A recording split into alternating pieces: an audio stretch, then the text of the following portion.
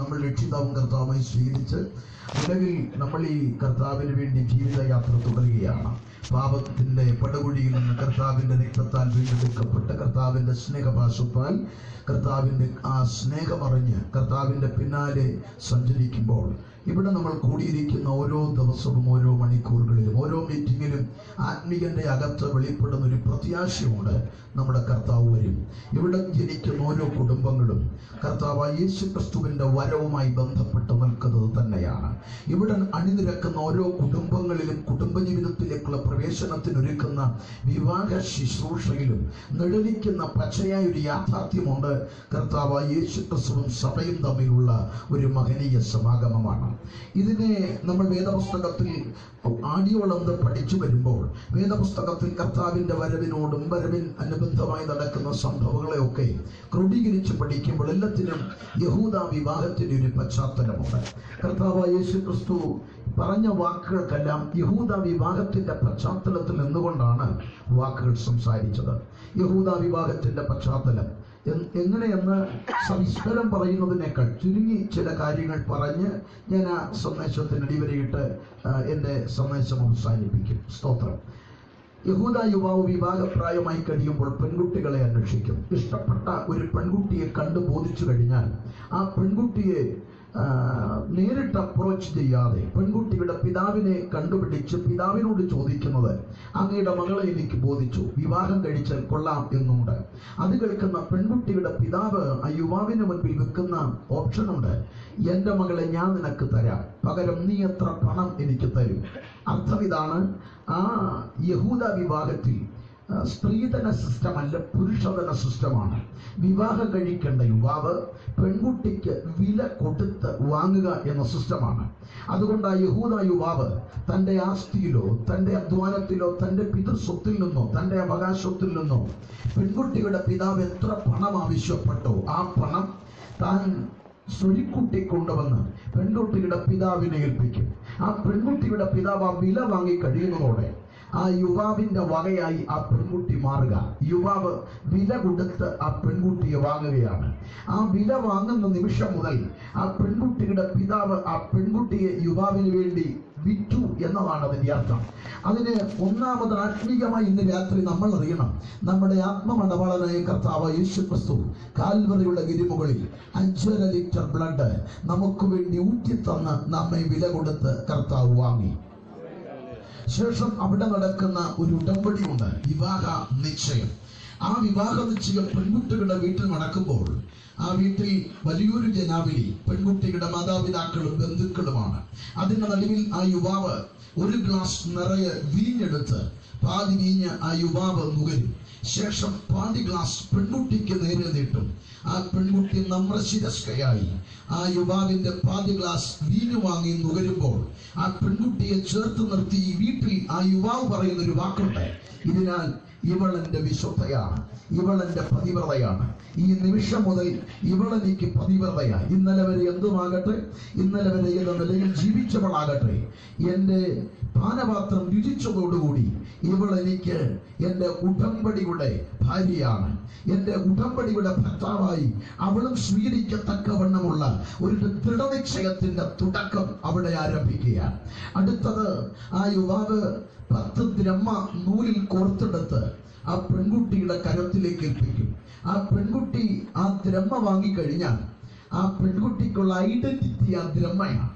എന്ന് വിവാഹം നടക്കുമോ ആ വിവാഹ വേദിയിൽ പ്രവേശിക്കുന്നതിന് തൊട്ട് മുൻപ് ഈ ദ്രഹ്മ ആ പെൺകുട്ടി തിരികെ ആ യുവാവിന്റെ വീട്ടുകാരെ ഏൽപ്പിക്കണം. അങ്ങനൊരു മഹനീയ കർത്തവ്യമുണ്ട്. അതുകൊണ്ട് ആ പെൺകുട്ടി ആ നിമിഷം മുതൽ ആ ദ്രഹ്മ സൂക്ഷിക്കാൻ ബാധ്യസ്ഥയാണ്. അതുകൊണ്ട് വിവാഹത്തിന്റെ അന്ന് ചെല്ലുമ്പോൾ 10 കൊടുത്തിടത്ത് 7 3 കൊണ്ട് നിന്ന് കഴിഞ്ഞാൽ അവൾ ലജ്ജിച്ചു പോകും. അതുകൊണ്ട് അവളുടെ ജീവിതത്തിൽ ഏറ്റവും വിലപ്പെട്ട ഒരു നിക്ഷേപമായി അവൾ ആ ബ്രഹ്മയെ സൂക്ഷിക്കും. അതുകൊണ്ട് ആ തിരുവെടുത്തിൽ പഠിപ്പിക്കുന്നു, താലന്തുകളുടെ ഉപമ 5ഉം 2ഉം 3ഉം ഒക്കെ കിട്ടി കുഴിച്ചിട്ടു എന്ന് വ്യക്തമായി രേഖപ്പെടുത്തുമ്പോൾ കുഴിച്ചിടാതെ വ്യാപാരം ചെയ്തവരോട് കണക്ക് ചോദിക്കുന്ന യജമാനെ പരിചയപ്പെടുത്തുന്നു. ഓർക്കണം, കർത്താവ് ഏൽപ്പിച്ച പലതുമുണ്ട്. നമ്മുടെ കർത്താവ് വരുന്ന നാളിൽ അത് മടക്കി കൊടുക്കേണ്ടി വരും. അതിന്റെ കൃത്യമായ കണക്ക്. ഈ വീട്ടിൽ ഉടമ്പടി പൂർണ്ണമായി കഴിയുമ്പോൾ ആ യുവാവ് ആ പെൺകുട്ടിയോട് പറയുന്ന പതിവ് വാക്ക്, ഞാൻ പോകുന്നു, സ്ഥലം ഒരുക്കാൻ പോകുകയാ. ഞാൻ സ്ഥലം ഒരുക്കിയാൽ ഞാൻ ഇരിക്കുന്ന ഇടത്ത് നീയും ഇരിക്കേണ്ടതിന് ഞാൻ പിന്നെയും വന്ന് നിന്നെ എൻ്റെ അടുക്കൽ ചേർക്കും എന്ന വാഗ്ദത്തം പകർന്ന് ആ വീട്ടിൽ നിന്ന് യുവാവ് മടങ്ങുമ്പോൾ പെൺകുട്ടിയുടെ മാനസികാവസ്ഥ എന്താ? ഇന്നലെ വരെ ജനിച്ച വീട്, വളർന്ന വീട്, പിച്ചവെച്ച വീട്, കളിച്ചു വളർന്ന വീട്, സൗഹൃദങ്ങൾ സ്വരിക്കൂട്ടിയ ബന്ധങ്ങൾ കൊണ്ട് ആ ഇടകിടപ്പുമുള്ള ആഹ്ലാദങ്ങൾ കെട്ടിപ്പടുത്ത ആ വീട്ടിൽ ആ പെൺകുട്ടി ഈ യുവാവിന്റെ ദ്രഹ്മ വാങ്ങി, ഈ യുവാവിന്റെ പാനപാത്രം ഭുജിച്ചതോടുകൂടി അവൾ ഈ വീടിന്റെ വകയല്ല. ഇന്നു മുതൽ അവൾ ആ യുവാവിന്റെ വകയാണ്. മനസ്സ് അവൾ യുവാവിന് അർപ്പിച്ചു കഴിഞ്ഞു. അന്ന് മുതൽ ആ വീട്ടിൽ അവളുടെ ഓരോ ദിനവും തള്ളി നിൽക്കുന്നത് അവളുടെ ആ മണവാളനെ പ്രതിയാണ്. അവളുടെ മനസ്സ് മുഴുവനും മണവാളന് വേണ്ടി അർപ്പിച്ചു കഴിഞ്ഞു. ഇനി ഓരോ മിനിറ്റുകളും അവളുടെ അകത്തുണ്ടാകുന്ന തിരയിളക്കം മണവാളനെ കുറിച്ചുള്ള ഓർമ്മകളാണ്. ഇതാണ് പെൺകുട്ടിയുടെ വീട്ടിൽ ആ പെൺകുട്ടിയുടെ അവസ്ഥ. ഇനി ഒന്നുകൂടെ പറഞ്ഞാൽ, അന്ന് മുതൽ അവളുടെ മുറിക്ക് ഒരു പ്രത്യേകതയുണ്ട്. ആ മുറിയിൽ ഒരു പീഠത്തിൽ അവൾക്ക് ധരിക്കാനുള്ള വസ്ത്രമുണ്ട്. അവളുടെ മുറിയിൽ മറ്റാരും പ്രവേശിക്കില്ല. പിന്നീട് അവൾ അന്ന് മുതൽ കളിച്ചു വളർന്ന വീട്ടിൽ അവർ പുതിയ വാഹനം വാങ്ങിയാലോ വീട് മുടി പിടിപ്പിച്ചാലോ അവൾക്ക് അമിത ആഹ്ലാദമില്ല. കാരണം എൻ്റെ മണവാളൻ വിളിക്കുമ്പോൾ ഞാൻ ഈ വീട് വിട്ടു പോകേണ്ടവളാണ്. ആ ചിന്ത അവളുടെ അകത്ത് ഓരോ മിനിറ്റിലും ഭരിക്കുന്നുണ്ട്.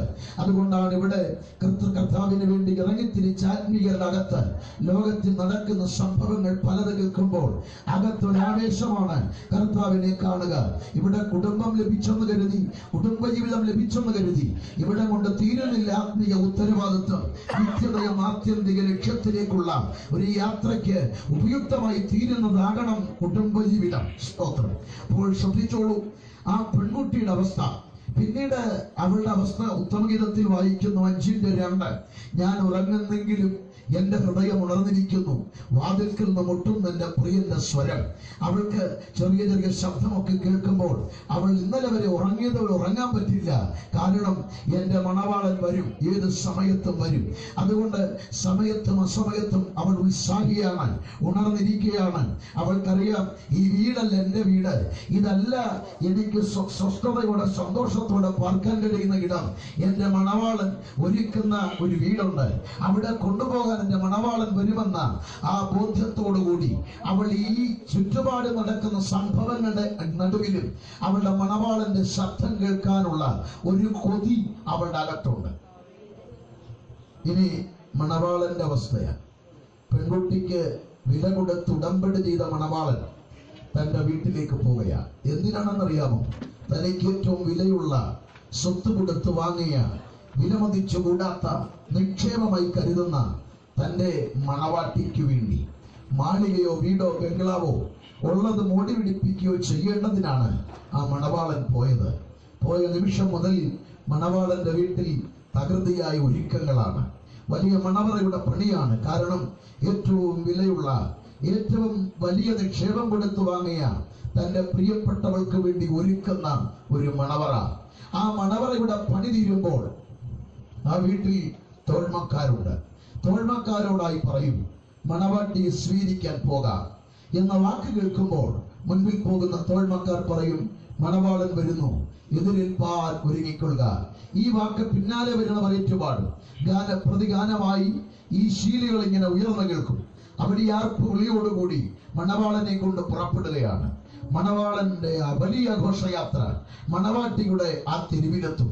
തെരുവ് ഉണരും, തെരുവിലുള്ള വീടുകൾ ഉണരും. ശബ്ദം കേട്ടവർ അടുത്ത വീട്ടിലേക്ക് വിളിച്ചറിയിക്കും, ഇന്നയാളുടെ മണവാളൻ വരുന്നു.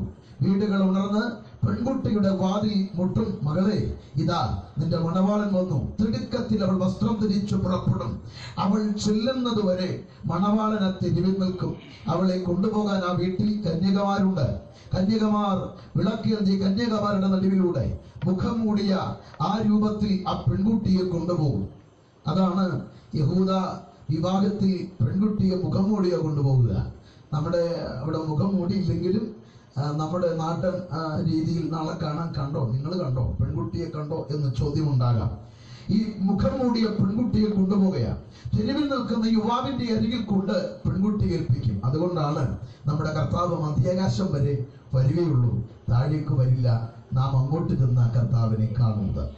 അത് കഴിഞ്ഞ് നടക്കാൻ പോകുന്നത് ആ യുവാവിന്റെ വീട്ടിൽ നിന്ന് വന്ന വലിയ ബന്ധുബലമുള്ള ആ സംഘം. അവരുടെ നടുവിൽ ഈ പെൺകുട്ടി മുഖം മൂടിയവളായി ചെല്ലുമ്പോൾ അവളെ വലങ്കരം കൊടുത്ത യുവാവ് ആ വാഹന മൃഗത്തിലേക്ക് കയറ്റും. മുഖം മൂടിയ ആ പെൺകുട്ടിയെ കൊട്ടും കുലവയും താളമേളങ്ങളുമായി വലിയ ജനത്തിന്റെ അകമ്പടിയോടെ ഹർഷാരവങ്ങളുടെ അകമ്പടിയോടുകൂടി യുവാവിന്റെ വീട്ടിലേക്ക് കൊണ്ടുചെല്ലും. യുവാവിന്റെ വീട്ടിലെ ഒരുക്കപ്പെട്ട മണവറയുടെ വാതിൽ തുറക്കും. പെൺകുട്ടിയും യുവാവും ആ മണവറയിലേക്ക് കയറും. ഓർക്കണം, അവൾ ഇന്നലെ വരെ ജനിച്ചു വളർന്ന വീട് വിട്ട് യുവാവിന്റെ കൂടെ വന്നപ്പോൾ അവൾ ധരിച്ചുകൊണ്ട് വന്ന വസ്ത്രമൊക്കെ വീട്ടുകാർ കൊടുത്ത അവരുടെ സാഹചര്യങ്ങൾക്ക് അനുസൃതമായിട്ടാണ്. പക്ഷേ മണവറയിൽ 7 നാളാണ് വിവാഹം. ബുധൻ തുടങ്ങിയാൽ അടുത്ത ബുധൻ വരെ 7 നാൾ നടക്കുന്ന വിവാഹം. അതുകൊണ്ടാണ് കാനാവിലെ കല്യാണത്തിന് വീഞ്ഞ് പോരാതെ വന്നു. 7 നാളാണ് വിവാഹം. അതുകൊണ്ടാണ് വീഞ്ഞ് പോരാതെ വന്നത്. അപ്പോൾ 7 നാൾ നടക്കുന്ന വിവാഹം. ആ 7 നാളും ബന്ധുക്കൾ അവിടെയുണ്ട്, തോഴ്മക്കാർ അവിടെയുണ്ട്, തൻ്റെ ഏറ്റവും പ്രിയപ്പെട്ടവരൊക്കെ അവിടെ തന്നെയുണ്ട്. കാരണം അവർക്കെല്ലാമുള്ള ഭക്ഷണം അവിടെയുണ്ട്. ആ വിരുന്നുശാലയിൽ ആവോളം അവർക്ക് ഭുജിക്കാം, ആവോളം അവർക്ക് ഭക്ഷിക്കാം. എല്ലാ ക്രമീകരണങ്ങളും അവിടെയുണ്ട്. അങ്ങനെയുള്ള ആ വിവാഹ വീട്ടിൽ, അതുകൊണ്ടാണ് കർത്താവ് പറഞ്ഞത്, മണവാളൻ കൂടെയുള്ളപ്പോൾ തോഴ്മക്കാർക്ക് ഉപവസിക്കേണ്ട കാര്യമില്ല. അങ്ങനെ 7 ദിവസം പൂർണ്ണമാകുമ്പോൾ മണവറയുടെ വാതിൽ തുറക്കും. യഹൂദ നിയമപ്രകാരമുള്ള വിവാഹ സമാഗമത്തിന് ശേഷം ആ മണവറയുടെ വാതിൽ തുറന്ന് പെൺകുട്ടിയെ പുറത്തേക്ക് കൊണ്ടുവരും. അപ്പോഴും ജനമക്ഷവരെ കാത്തിരിക്കുകയാണ് മുഖം മൂടിയ ആ പെൺകുട്ടിയെ കാണാൻ. കാരണം എങ്ങനെയുള്ള ആളാണെന്നറിയില്ല, ഒരുപാട് പണം ഇവൻ കൊടുത്തെന്നാണെന്നറിവ്. പല നിലകളിലുള്ള ആശയങ്ങളും സംവാദങ്ങളും ഉയർത്തുന്ന ജനത്തിന്റെ നടുവിൽ ആ യുവാവ് വലിയ വേദിയിൽ പെൺകുട്ടിയെ കൊണ്ടു നിർത്തി അവളുടെ മുഖത്തു നിന്ന് ആ വെയിൽ ഉയർത്തിക്കൊണ്ട് അവൻ പറയുന്ന വാക്കാണ്, ഇവളാണ് എൻ്റെ കാന്ത, ഇവളാണ് എൻ്റെ കാന്ത. ആ വേദിയിലാണ് ആ പെൺകുട്ടിയുടെ മഹത്വം, ആ പെൺകുട്ടി അനുഭവിച്ച ഇന്നലകളിലെ വ്യഥയുടെ മറുപടി അനുഭവിക്കുന്നത്. ഓർക്കണം, ഇത് യഹൂദ വിവാഹത്തിന്റെ ഒരു പശ്ചാത്തലത്തിൽ അറിയുമ്പോൾ ഇന്ന് രാത്രി അതിനോടനുബന്ധമായി നമ്മുടെ ഈ കൂടിവരവിന്റെ അർത്ഥവും ഗ്രഹിച്ചു എന്നെനിക്ക് വ്യക്തമാണ്. അത് ഈ വിവാഹത്തിന്റെ തലേരാത്രി പോലെ സ്വർഗത്തിൽ ഇവണ്ണം ഒരു ക്രമീകരണം അവിടെ ഒരുങ്ങിക്കൊണ്ടിരിക്കുകയാണ്. നമുക്ക് വേണ്ടി സ്ഥലമൊരുക്കാൻ പോയ നമ്മുടെ ആത്മമണവാളനായ കർത്താവ് അവിടെ ഒരു ഒരുക്കം നടക്കുകയാണ്. ആ ഒരുക്കം പൂർണ്ണമാകുമ്പോൾ ഇതാ കർത്താവ് തൻ ഗംഭീരനാദത്തോടെ, പ്രധാന ദൂതന്റെ ശബ്ദത്തോടെ, ദൈവത്തിന്റെ കാഹളത്തോടെ സ്വർഗത്തിൽ നിറങ്ങി വരികയും ക്രിസ്തുവിൽ മരിച്ചവർ മുമ്പേ ഉയർക്കുകയും പിന്നെ ജീവനോടെ ശേഷിക്കുന്ന നാമോ അവന് എതിരേൽക്കാൻ വാനമേഘങ്ങളിൽ എടുക്കപ്പെടും. അത് ഓരോ സംഭവങ്ങളും ഈ ഇടങ്ങളിൽ, ചുറ്റുപാടുകളിൽ, ശാസ്ത്രീയ പരിഗവേഷകരിലൂടെ ചുറ്റുപാടും നടക്കുന്ന രാഷ്ട്രീയ സംഘങ്ങളുടെ ഇടപെടലുകളിലൂടെ വാർത്തകൾ വിരൽത്തുമ്പിൽ അടുത്തറിയുമ്പോൾ ഇന്ന് രാത്രി ആത്മീയ സംഘമേ ഒന്നറിയണം, നമ്മൾ ഈ നാടിനോട് വിട പറയാൻ കാലമായി. ഇവിടെ നടക്കുന്ന ഈ കുടുംബത്തിൽ നാളെ നടക്കാൻ പോകുന്ന വിവാഹം ഇതൊരു നിഴൽ മാത്രമാണ്. പൊരുളായത് മധ്യകാല ശ്വാസത്തിൽ വെളിപ്പെടാൻ പോകുകയാണ്. അതിനായി ഒരു ഒരുക്കത്തിന്റെ രാത്രിയാണിത്. ഈ കൂടിവരവിൽ ഈ സന്ദേശത്തിന് ശുഭപര്യവസാനം കുറിച്ചുകൊണ്ട് ഒരേ ഒരു ഓർമ്മപ്പെടുത്തൽ, യേശുവിനെ രക്ഷിതാവും കർത്താവുമായി സ്വീകരിക്കാൻ കഴിയാതെ ആരെങ്കിലും ഇന്ന് രാത്രി ഉണ്ടെങ്കിൽ ജീവിതത്തിന്റെ ഇടനാഴികളിൽ യേശുവുമായി ഒരു ബന്ധം സ്ഥാപിക്ക്. അത് കർത്താവ് വരാറായി. അക്കരെ നാട്ടിൽ യേശുവിനോടൊപ്പം യുഗായുഗങ്ങൾ വാഴാൻ അത് ഇന്ന് രാത്രി കർത്താവിന്റെ നാമത്തിൽ നിങ്ങളെ ആഹ്വാനം ചെയ്യുകയാണ്.